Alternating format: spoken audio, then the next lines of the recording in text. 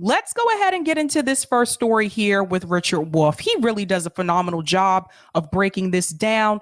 Now, Richard Wolff, we have been covering his economic update at least once a week, I would say, especially during this time where we have inflation. I think it's important that we need to be paying attention to these topics. And I feel like they're not getting as much of attention as they should get. So we are going to break this down. One of the things I do like that he does on this economic update is that he doesn't just tell you about the problems. Richard Wolff also talks to you about possible solutions. And you don't always hear that. And I like that he does that because he is showing you there are ways to solve some of these economic problems that we're dealing with right now. Not everybody's doing that. So let's go ahead and get into this segment here. Again, we're in recession mode, and the name of this video is called Economic Update Recession, Capitalism's Failure. Let's go ahead and dive in. So let's begin. Recession. Here's the simple definition. It's when the economy turns down, usually suddenly, over a very few number of weeks and maybe a few months. Large numbers of people are either unemployed or forced to take part-time work or finding their jobs in danger. Small businesses go out of business. Medium and large businesses find their activities shrinking. They can't produce as much. They can't sell as much. Because of all of that, the tax revenues received by local communities and by the country as a whole start shrinking, which means that the government is pinched and can't do what it normally would like to do and is asked to do by the people. In other words, it's an economic downturn. In fact, the word recession has lots of synonyms: downturn, bust, crash, crisis, depression. I could go on. Why is it that we have so many words? Why is it that I'm talking about recession? Well, recession is part of the capitalist economic system. It's as old as capitalism itself, 300-400 years, if you count the beginning of capitalism in 17th and 18th century England.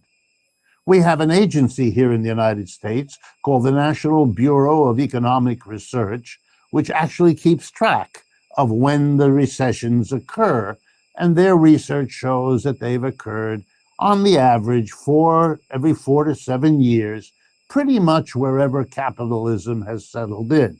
Now, I want to add in something here. Notice he said, according to the research, a recession happens usually every 4 to 7 years. I want to point that out to you because that's important, especially for those of you that go to college. If you go to college, let's say if you went to college in 2000, you graduated 2004, so you got your bachelor's. You possibly at that time was already either entering into a recession or one was about to start. And I point this out to you because of this reason. This is why when people say to college graduates, well, you should have majored in something that was going to be financially beneficial for you, that can and cannot work, because whatever you choose as your major while you're in college, by the time you graduate from college, if we are now going back into a recession, even though that field may have been profitable while you were in school, doesn't mean that field will be profitable when you graduate from college. And that's important to note. So I want people to stop blaming the college grads for not picking majors that were going to be financially lucrative, because you don't really know what's going to happen with the economy by the time that you graduate. So I did want to point that out. Remember that 4 to 7 years is significant. Let's go back in. Oh, and this is also the reason why when that does happen, those college graduates tend to go back to school. They'll go to grad school. They'll pick up another trade, they'll become a career changer. This is why those things tend to happen. So write that down. Seriously, write that down. Next time you hear them use that line of excuse, tell them what Richard Wolff just said about the 4 to 7 years. Of course, that's an average, so sometimes it can take longer, sometimes it can take shorter. Moreover, recessions vary. Sometimes the number of people losing their jobs is relatively small, at least at the beginning. Sometimes it's catastrophic. For example, the recession in 2020, a bare 2.5 years ago, was catastrophic. Huge millions, tens of millions of Americans lost their job in a matter of weeks. Now, that had something to do with the pandemic and COVID, as well as a crash, but that one was a doozy. By comparison, the one we're in now is, at least so far, less severe. Recessions also vary in how long they last. Some it's only a few months, some it's years. The Great Depression, no surprise it got called that, lasted from 1929 to about 1940-41, so that's 11 years, and give you an idea of how bad they can get. The other side of recession in an economic system called capitalism is inflation. Then suddenly it's a kind of crazy time. We're in that now too, in the sense that prices are going up, so businesses are eager to hire people and invest and produce, because whatever the price they can charge now that's profitable, that's going to be higher 2 weeks, 2 months, 2 years from now, making their profits even bigger. So inflation is a kind of overspeeding of the economy, the flip side of which is a recession. And here's the worst thing about capitalism's instability. It lurches from one to the other. Indeed, we are right now, as I'm talking with you, coming to the end of a good year or so of inflation and finding ourselves plunging into a recession. That's very common. The recessions provoke inflations, the inflations provoke recessions. This is an unstable economy. Indeed. Notice what he just said. This is an unstable economy. And this is happening apparently 4 to 7 years. So, or every 4 to 7 years. So you really have to, I would say, to succeed financially in this country, you really gotta knock it out of the park. You really do. Sometimes it's a little bit of luck. Sometimes it's because you come from a family that is already wealthy, so you already have inherited wealth. But for everyday average Joe Schmoes, you really all of your cards have to be lined up precisely at a moment where everything is going to work out for you, depending on the field that you choose to go into and depending on where the economy is at that time. It's no wonder there's so many people struggling financially in this country. By the way, you will sometimes see, and that's happened more and more in recent years, simultaneously recession and inflation. And we have a word for that now called stagflation. It's the mixture of the word stagnation, economy going nowhere, plus prices going nuts. That's pretty much what we have now. The way to summarize this is to say that capitalism is an extraordinarily unstable system. That's right. And that's the point that I want to drive home. Do you see how he connects the dots? Capitalism is the problem. That's why we have these issues to begin with. That's why we have recessions. That's why we have inflations. This is why a lot of people in this country are living paycheck to paycheck because of capitalism. He connects all the dots. It all goes back to capitalism. Lectures I used to give in the university, I would at this point lean across the podium and say to my students, if you lived with a roommate as unstable as capitalism is, you would have moved out long ago.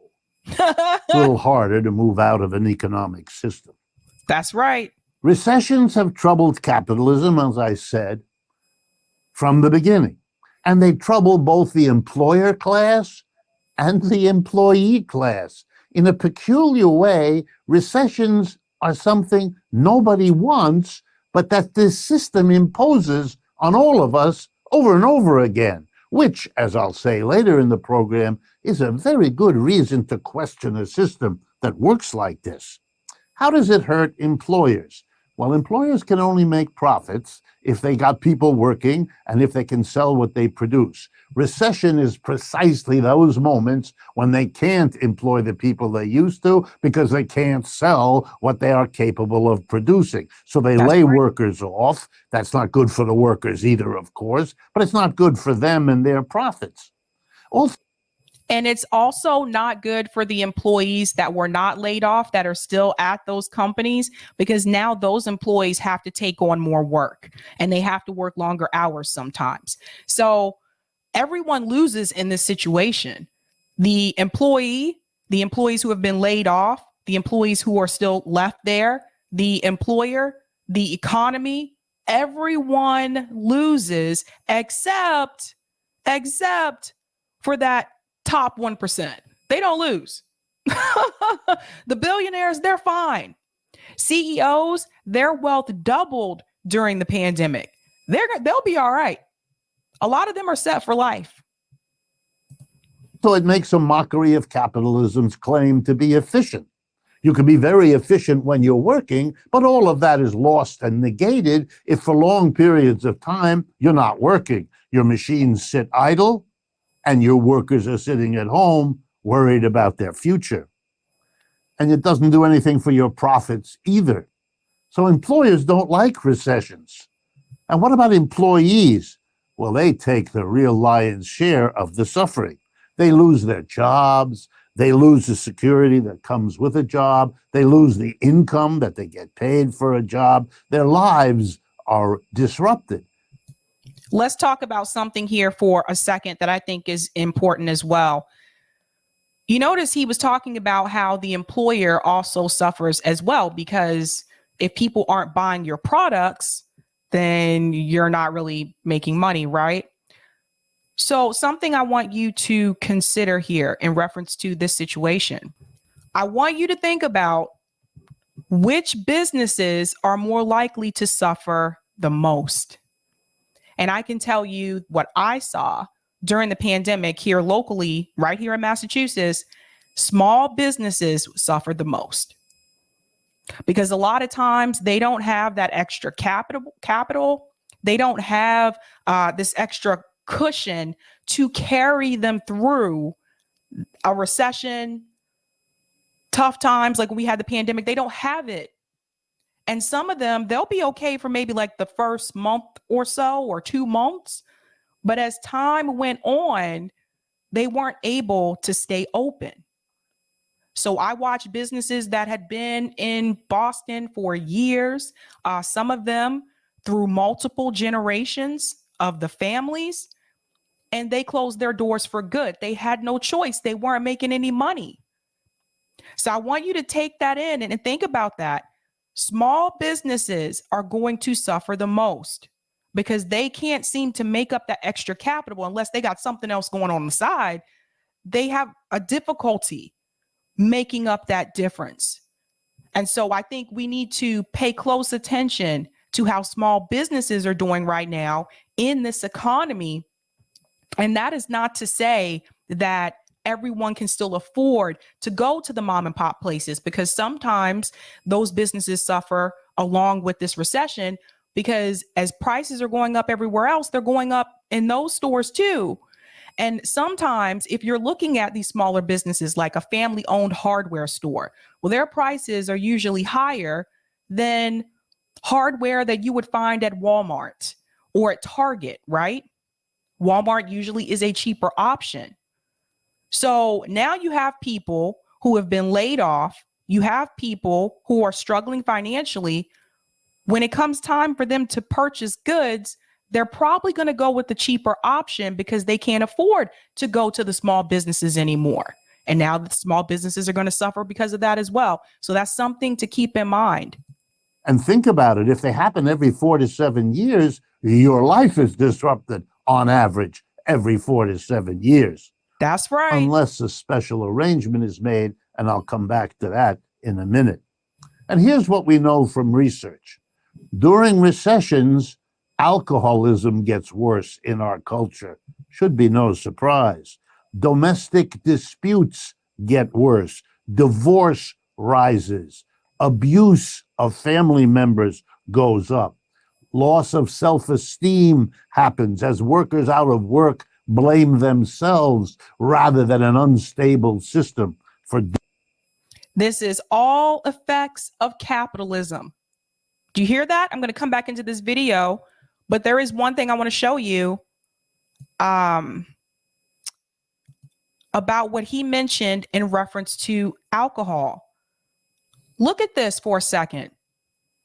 Alcohol consumption during the pandemic projected to cause more liver disease and deaths. Key takeaways. I'm not going to read this entire article here, but a 1 year increase in alcohol consumption in the U.S. during the pandemic is estimated to cause 8,000 additional deaths from alcohol-related liver disease, 18,700 cases of liver failure, and 1,000 cases of liver cancer by 2040. A sustained increase in alcohol consumption for more than 1 year could result in 19 to 35% additional mortality. Now, I'm just going to tell you something briefly about what happened here locally. Alcohol sales and consumption increased during the start of the pandemic, but the effect of the increase in consumption on population health is not fully understood. So this article, and Eric, you can put this in the chat if you want. I'm not going to go too deep into that, but I just wanted to prove a point there. That is very much true. What Richard Wolff just told you about increase in alcohol consumption. In fact, when a lot of those small businesses here started to close, when we were shut down during the pandemic, you know which businesses stayed in business? The package stores. I should explain that for those of you, if you don't live here. Here in Massachusetts, people don't really call them liquor stores per se. They're called package stores, right? Some people call it the packy or something like that. It was new to me too when I first moved here. But alcohol sales were doing okay. Most of the breweries were doing okay because they were able to adopt their model. And instead of having their tap rooms open, they had curbside pickup. So people could just drive by the brewery, pick up their beer, and go home. So why would alcohol consumption increase? Because people are in a state of despair, because people are experiencing one of the worst effects of capitalism. It happens. Let's go back into the video. I'm glad that he pointed that out. And also, to go along with what he said about domestic abuse, the reason why that increases is based on what I feel is because when you read, and I've read this multiple times, when you read that the number one cause of divorce is money, finances, believe that. Seriously, believe that. So if you're going through a recession and people are struggling financially, particularly in your family, you're probably more likely to get into more heated discussions, arguments. If you were already in an abusive relationship, it's probably going to get worse. This is how money affects people. And there's no excuse, by the way, no defending domestic abuse. Just want to make that very clear. But those numbers did increase. I did notice that. So I'm so glad that he pointed that out. Let me just go back just a little bit here because he was saying something and I think I cut him off. Okay. And here's what we know from research. During recessions, alcoholism gets worse in our culture. Should be no surprise. Domestic disputes get worse. Divorce rises. Abuse of family members goes up. Loss of self-esteem happens as workers out of work blame themselves rather than an unstable system for doing this. And you know, people who get repeatedly thrown out of work every 4 to 7 years lose their whole relationship to the labor process. They become known as an underclass, as the Yep. people who don't look for work anymore because they've simply been traumatized by unemployment too many times. It's so I'm glad that he mentioned the trauma that can come along with that. I think there is a misconception that people that don't work don't want to work. Not everyone. Some people have had some traumatic experiences just trying to find jobs that will help them just make a living wage and make ends meet. And they just get boggled down by the system. I saw a documentary of this before, back during the '08 housing crisis, where there was a gentleman and they were following him to every job interview. And this guy was highly educated. He was laid off. He lost his house, everything. He was a part of that group of people that lost everything during '08. He was going from interview to interview to interview to interview, and he could not get a job. So then he started to look for positions that were basically he was overqualified for, but he needed a job, right? And then they didn't want to hire him because he was overqualified. So he just stopped. He just gave up and he became homeless. He said, I just can't. So people have had some traumatic experiences dealing with the labor market in this country and just trying to make a living just to make ends meet. I feel like, see, Professor Wolff, he gets that. so horrible unemployment that in many societies, they've arranged things so a specialized minority is the one that's fired when the economy goes down, gets That's then right. rehired if they're lucky when it turns back up, only to be refired again when it turns down. I call them the shock absorbers of capitalism's instability. In the United States, it's worked like this. Immigrants, African Americans, and women have been the ones brought into the labor force when it's booming and thrown out of work the minute the next recession hits. That is 100% on. In fact, when he came onto my show last year, he brought that up. And this is where some of the scapegoating comes in, right?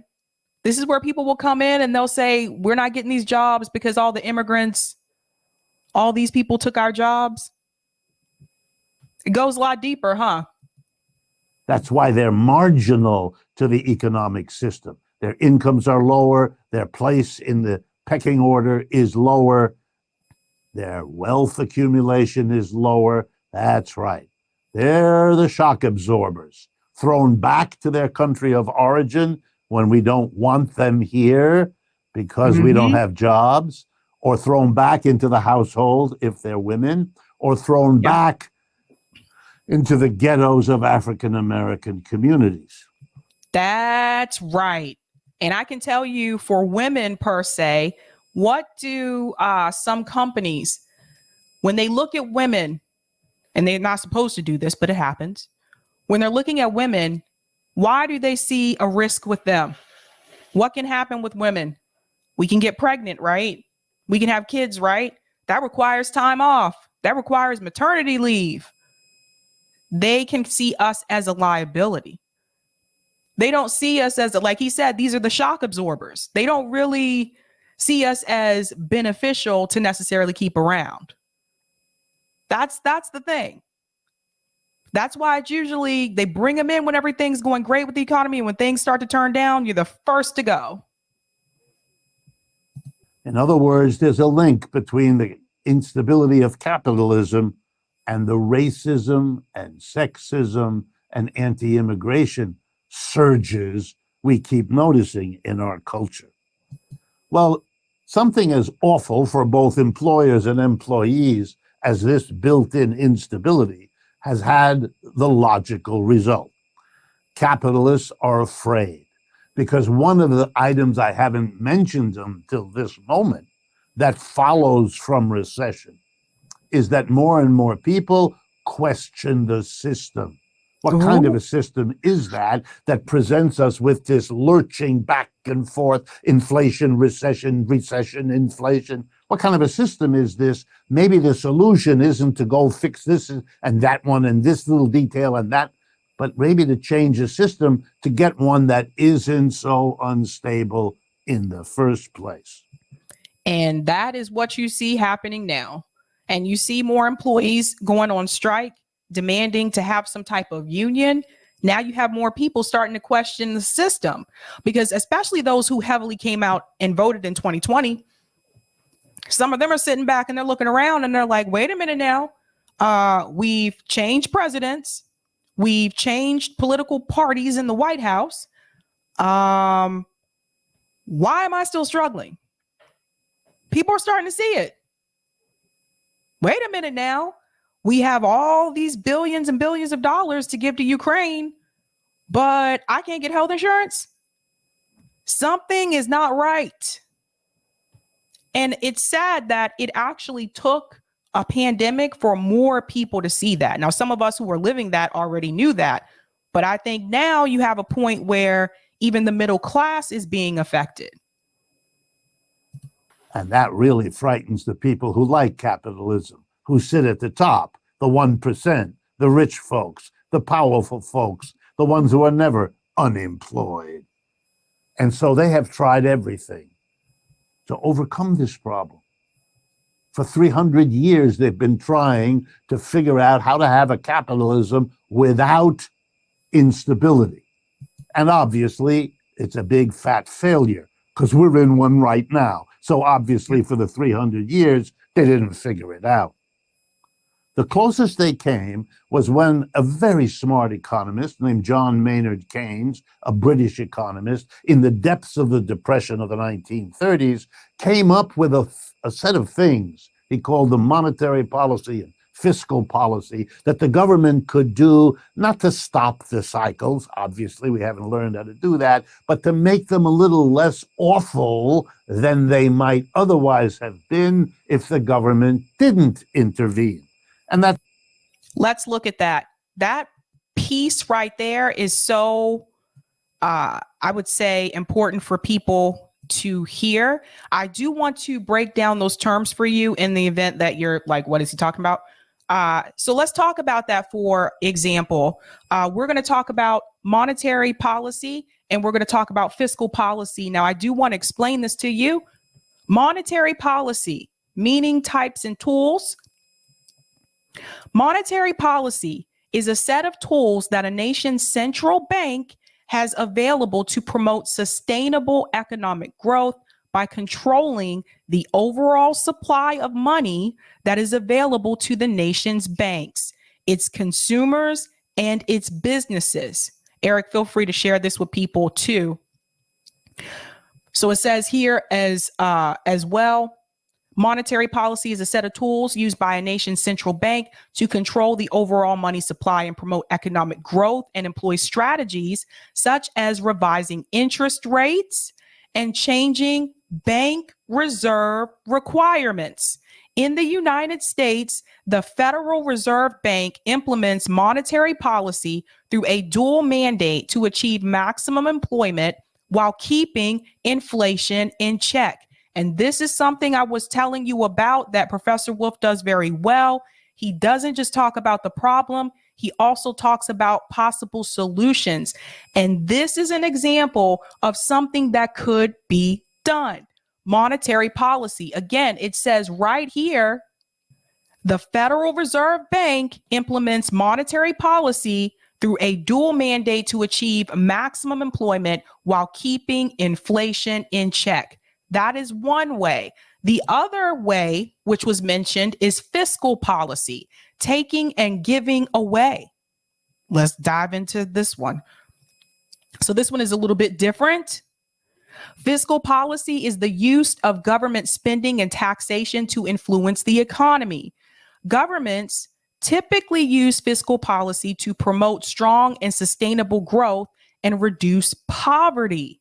What?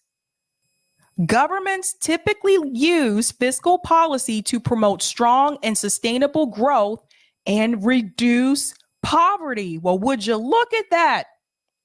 The role and objectives of fiscal policy gained prominence during the recent global global economic crisis, when governments stepped in to support financial systems, jumpstart growth, and mitigate the impact of the crisis on vulnerable groups.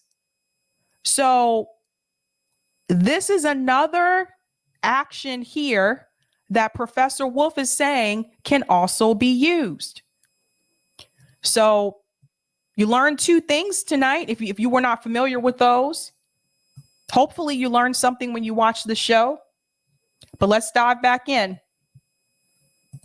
That's why we have a Federal Reserve to come in there and manipulate the money supply. So if there's a recession and people are losing their jobs, they quickly bring down the interest rate, so it's cheaper for companies to borrow. Hopefully they'll borrow more and they'll hire workers and the recession won't be so bad. Or, as we're seeing now, if there's an inflation, they jack up the interest rates to make it harder for businesses and people to borrow, more expensive, hoping that by having less borrowing, there'll be less buying, and that will make the sellers of goods less likely to jack up the prices. There you go. All that this is late in the day, make the cycle, because that's what it is, the business cycle, less awful and horrible than it might otherwise have been. And that's not enough many times. That's why President Nixon back in 71, when we had another horrible inflation, of course, took a very different step, not lowering interest rate. What he did is he went on radio and television and said, as of tomorrow morning, nobody raises a price, nobody raises a wage. If you do it, we'll arrest you and throw you in the clink. Well, I actually did not know about that. I was not aware of that. So this was new to me, something I learned by watching this video. It makes you wonder why that hasn't happened now. Oh, let's stop the inflation on a dime, because there is no problem solving these problems. It's a political question of whether the system is able to focus and make a decision to deal with these problems. What capitalism has shown us in 300 or 400 years of its history is it lacks the capacity to do that. And that's a flaw and failure of the system. Okay, yeah. So that's the first part. If you want to watch the entire video here, again, it is on Democracy at Work. And the name of this video is called Economic Update Recession. Capitalism's Failure Invites System Change. So definitely check that out. That video posted yesterday. Now, I do want to say this as well. I mentioned small businesses, and I just want to show you some of the effect that has happened to the smaller businesses here. State of Small Business Report released. How is Massachusetts doing? I'm not going to read the entire article here, but I do want to point out a point here. First triggered by the global pandemic 2 years ago, small businesses across the country have taken a hit, and many are still struggling to stay afloat. Now, that's according to the Global State of Small Business Report, and that information was gathered of March this year. According to the new report, small businesses closures have fluctuated throughout the pandemic, first making a comeback from the initial shock in March 2020, then deteriorating again at the start of 2021. This is what I was trying to tell people last year when they said, oh, things are back on track. I'm like, no, they're not. And once again, when I can't say the name on here, but you guys can read that there, took the nation by force at the end of 2021. The last survey conducted in July 2021 found that closure rates were 18%, much lower than levels observed in May 2020 at 29%. This survey conducted in February 2022 found that closure rates were higher again, reaching 21%. So do you guys see? The closure rates for small businesses have increased again. So when people tell you that the economy is doing so great, I beg to differ. When they tell you that, ask them for whom. Because I just showed you for small business owners, not so much, at least not here. Not doing so great for poor people, and it's not doing so great for working class people either.